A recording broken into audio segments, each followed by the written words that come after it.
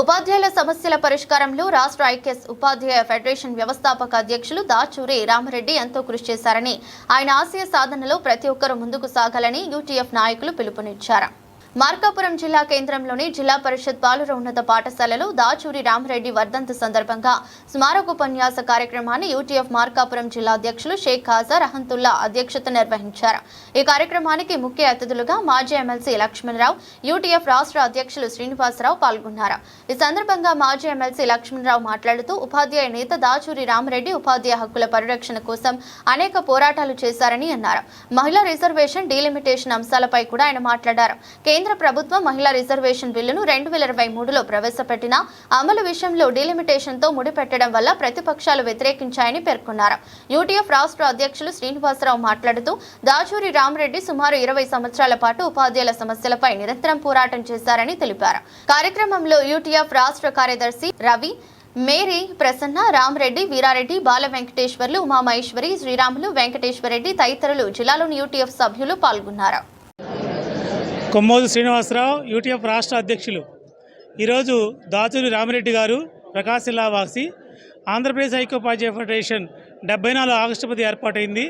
అప్పటి నుంచి 2000 దాకా రాష్ట్ర అధ్యక్షుడిగా 20 సంవత్సరాల పాటు రామరెడ్డి గారు అధ్యక్షత వహించి ఈ రాష్ట్రంలో ఐక్యోపాధ్యాయ ఫెడరేషన్ని 1,30,000 సభ్యత్వ గల సంఘంగా తీర్చిదిద్దారు. అలాగే వారు పనిచేసే కాలంలో కూడా అంకిత భావంతో ఈ ఉద్యమాన్ని ముందుకు తీసుకెళ్లారు.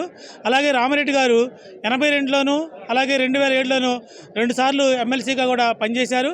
అలాగే all India state school teachers federation of ఇండియాకి మొట్టమొదటి ప్రధాన కార్యదర్శి అధ్యక్షుడయ్యాడు. అలాగే ఐక్యోపాధ్యాయ ప్రధాన పత్రిక సంపాదక వర్గ సభ్యులుగా పనిచేసి 2016లో వారు అమరులయ్యారు. ఈరోజు వారి యొక్క 10వ స్మారకోపన్యాసము మార్కాపురం జిల్లాలో, కొత్తగా ఏర్పడిన మార్కాపురం జిల్లాలో మార్కాపురం యూటీఎఫ్ శాఖ ఆధ్వర్యంలో నడుస్తూ ఉంది. అయితే రామరెడ్డి గారి ఆశయాలు విద్యారంగం బాగుపడాలని చెప్పి ఈరోజు విద్యారంగంలో పాఠశాలలో ఎన్రోల్మెంట్ తగ్గుతూ ఉంది. ఈ ఎన్రోల్మెంట్ తగ్గడానికి కారణం ప్రభుత్వ విధానాలు. అందువల్ల ఈ ప్రభుత్వ విధానాలు ఎలా ఉన్నా సరే ప్రభుత్వ పాఠశాలలో మెరుగైన విద్య జరుగుతుందని చెప్పి ఐక్యోపాధ్యాయ ఫెడరేషన్ రాష్ట్ర కమిటీ అన్ని జిల్లాల్లోనూ, అన్ని మండలాల్లోనూ, అన్ని గ్రామాల్లో, అన్ని పాఠశాలలో ఈరోజు ఎన్రోల్మెంట్ డ్రైవ్ గత 2 నెలలుగా తిరుగుతూ ఉన్నాం. ఈరోజు ప్రభుత్వ పాఠశాలలో చేరే పిల్లల సంఖ్య పెరుగుతూ ఉంది. దానికి తోడు 10th క్లాస్ రిజల్ట్ బాగా రావడం వల్ల ప్రభుత్వం కూడా దీన్ని ప్రొజెక్ట్ చేయడం ఒక ఆహ్వానించదగిన పరిణామం. ప్రభుత్వము ఐక్యోపాధ్యాయ ఫెడరేషన్ కలిసి ఈరోజు ఎన్రోల్మెంట్ పెంచడానికి తీవ్రంగా కృషి చేస్తూ ఉన్నాం. ఈ ఉమ్మడి జిల్లాలో కూడా ఇప్పటికే దాదాపు 15,000 మంది 1వ తరగతి చదవబోయే పిల్లలు ప్రభుత్వ పాఠశాలలో చేరడం అనేది మంచి పరిణామం. అదే సందర్భంలో ఉపాధ్యాయ హక్కుల కోసం కూడా రామరెడ్డి గారు కృషి చేశారు. మరి ఆశయ సాధన కోసం ఈరోజు చంద్రబాబు నాయుడు గారు వచ్చినా సరే 3 సంవత్సరాలు అయింది. ఇంతవరకు పీఆర్సీ కమిషన్ వేయలేదు, ఐఆర్ ఇవ్వలేదు. ధరలు పెరుగుతూ ఉన్నాయి. పెరిగిన ధరలకు అనుగుణంగా ఐఆర్ ఇవ్వాల్సిన బాధ్యత గౌరవ ముఖ్యమంత్రి గారికి ఉంది. అదే సందర్భంలో గత ప్రభుత్వంలో కూడా ఈ ప్రభుత్వంలో కూడా అనేక ఆర్థికపరమైనటువంటి బకాయిలు ఉన్నాయి. ప్రతి టీచర్కి 2 లక్షల రూపాయలు డిఏ బకాయిలు పెండింగ్లో ఉన్నాయి. ఇంకా 4 డిఏ బకాయిలు కూడా రావాల్సినటువంటి పరిస్థితి ఉంది. ఉపాధ్యాయుడు ఆర్థికంగా చితికిపోకుండా వెంటనే చంద్రబాబు నాయుడు గారు జోక్యం చేసుకొని బకాయిలు చెల్లించాలి. అదే అందరూ కోరే పీఆర్సీ కమిషన్ వేసి ఐఆర్ వెంటనే 30% ఐఆర్ ప్రకటించాలని చెప్పి మేము ఈ సందర్భంగా డిమాండ్ చేస్తున్నాం. చివరిగా ఈరోజు ఉపాధ్యాయుల యొక్క జీవనమరణ హక్కు సిపిఎస్ రద్దు కావాలని చెప్పి గత ప్రభుత్వాలు కూడా సిపిఎస్ రద్దు చేస్తామని చెప్పి ప్రభుత్వాన్ని వాళ్లే కోల్పోయారు.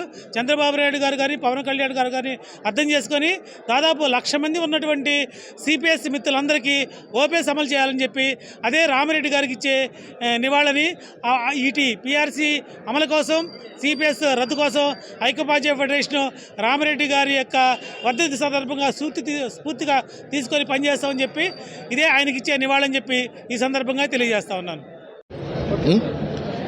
ఈరోజు నూతన జిల్లా మార్కాపురంలో ఉపాధ్యాయ ఉద్యమ నేత, గొప్ప వ్యక్తి డి రామిరెడ్డి స్మారకోపన్యాసం యూటీఎఫ్ యునైటెడ్ టీచర్స్ ఫెడరేషన్ ఆధ్వర్యంలో జరుగుతుంది.